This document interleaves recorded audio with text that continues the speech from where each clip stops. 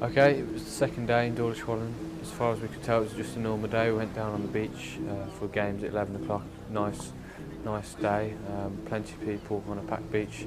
About 2 o'clock, we were thinking about getting ready for the holiday special and setting out the tug of war rope, and the heavens just opened on us. Everyone flocked to the marquee. We had the marquee up. Ended up being a shelter on the beach, and loads of kids and parents freezing and shivering coming under the marquee, and we all had a bit of a laugh. Tried to sing away the rain. I think the singing probably increased the rain, but anyway, we stood there for about probably half an hour, I should think, just wondering whether it would stop or slow down, but just kept pouring and pouring.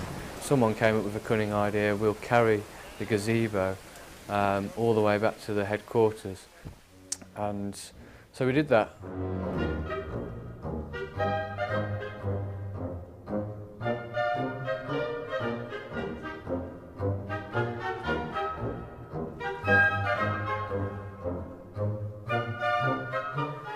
The tunnel was definitely narrow.